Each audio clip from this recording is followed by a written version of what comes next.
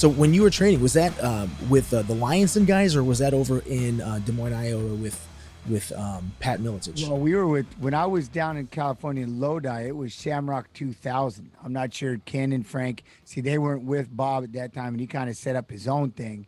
And so I was in Lodi for a little bit, training at Shamrock 2000, and then I moved out to the Quad Cities, and that's where I met Pat Militech. It was a racquetball court.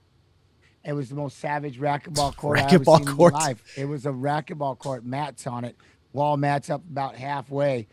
You could look over the top and look down like you was watching racquetball. It was literally you had to go through the little cubby hole just to get into it. And it just became the mecca. We were, I mean, I'd never seen anything like it. Wall to wall fighters just all day. Just beating the Wall to crap out of wall, each the other on the savages, racquetball just, court. yeah. The What happened when sparring somebody wanted sessions to and play racquetball? You guys were like, get the well, out no, of here. they didn't have. Yeah, there was those that, but that gym, that was the thing. That gym, they kind of rented out. They didn't. They bought it. It was a racquetball court, and then areas, and they just used those as like the stretching room and this. And so Militich had rented one of those little racquetball court areas, and that was the gym. Yeah, I remember Pat was fighting in those Battle of the Masters fights back in the Midwest, way back in the day. That's like mid 90s. And then, so you hook up with Pat Militech, and did you have any idea walking into that camp the level of tenacity and the names that would come out of the Militech camp back then? I knew, like I said, I seen Jeremy Horn, and to my knowledge, the biggest thing was when I watched him fight in the UFC, he fought Frank Shamrock, and he was beating him. He had him. But then Frank kind of fell in on that foot, and Jeremy just kind of waited. It was almost like if Jeremy was like, I shouldn't even be this far against the great Frank Shamrock. And then he ended up giving up that knee bar. But I was like, Jeremy had him. He was all over him. He was just destroying him. And then just to learn about Jeremy Horn and, and stuff like that, and to see then the full contact fighter. See, that was the other thing. You remember the full contact fighter, the newspaper? Sure. And the reason why he made it a newspaper was because something about, obviously, if you do a monthly magazine, everything kind of has to be to print on that one day, and then it's whatever happens, it's too late because you had to have your whole layout was done and the magazine had to be printed and there was nothing you could do. And that's why he stayed newspaper, so he could try to stay with the times, and he could make changes. But everything, I remember reading the full contact fighter, seeing all these guys from Iowa, the Militech team, the Militech camp, extreme challenge. And I was like, oh, I just can't wait to get out here and see all these people. And I just remember because the first fight I got into, Matt Hughes. So my first fight in the UFC was Matt Hughes's first fight in the UFC. And we all kind of met together.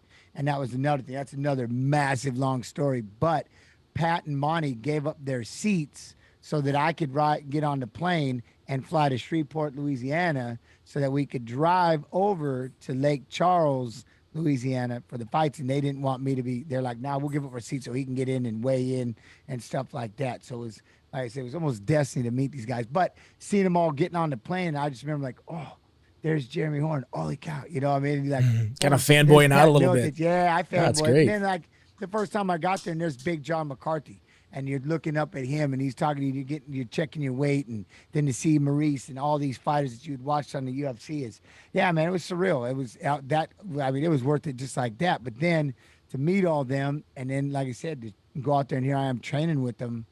I remember. I think the biggest thing was I knew that I had made a big step, even though I didn't know anybody out here, and I'm out here in Iowa. I showed up with 2 bags, but I'll never forget this. When I got there the first day and I just seen all these people in there in the morning training, I just grin on my face. I'm like, yeah, I'm in the right place. I finally found a place where they're going to train as hard as I want to train and as hard as we trained in college. It's like I found that gym, and that's where we kind of took off, and everybody kind of became names. But that was kind of the level that you needed to be at, and that just really tough.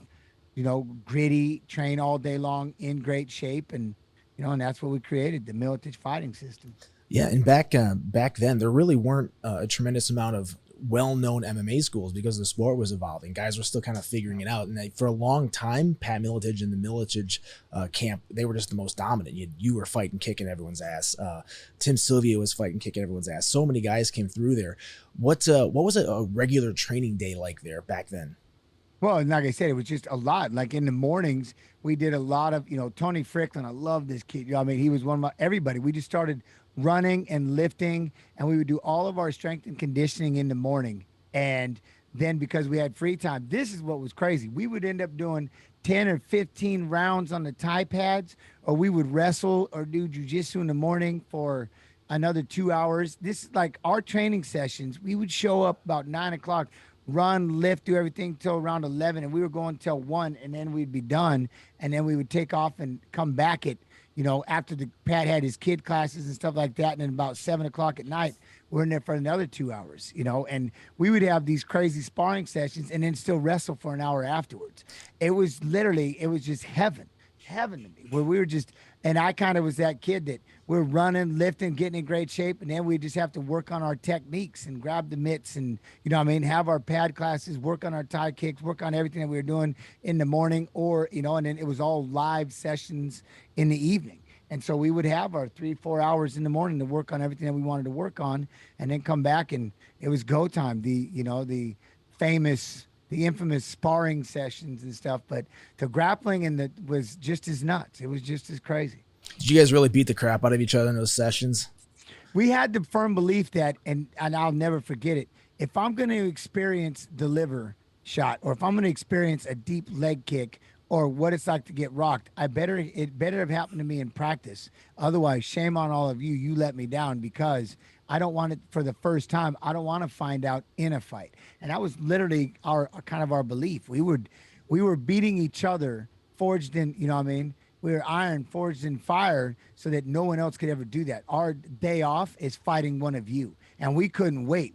We were literally trained that way. Here we are, a bunch of pit bulls beating each other up, and we couldn't wait until we got to find that fresh fish, or that, to be able to go, oh, now I finally get to pound on somebody that's not Matt Hughes, Jeremy Horn, Tony Fricklin, Ben Earwood, Markey, all these guys. I don't want to say names because then I'll be dropping about 20 of them. Gabe Lemley, all these incredible, Jason Black, all these fighters that people didn't know, but in Monty's shows, we were just racking them up, and they were just killers, every one of them.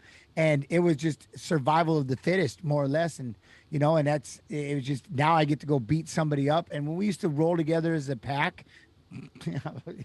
oh, we would just, we were a bunch of ruffians for sure. So were the days that you guys were training, were they structured like it was wrestling for 2 hours, or was it just, hey, whatever we're doing today is what we're doing? Or how did you guys figure out we were that? structured. We had our wrestling practice, always strength and conditioning in the morning. Mm-hmm. And, and at one point, I don't even know if that was there in the beginning, but I got there and Jeremy Horn there, but I was like, well, I want to train in the morning. I go, we're here. I go full time. And they're like, oh yeah. Jeremy's like, yeah, we got, and so we just started running practices in the morning. We had people that were running, lifting, and doing everything like that. Everything was structured. All of our strength and conditioning is in the morning, because that's what I remember when I was at Boise State University.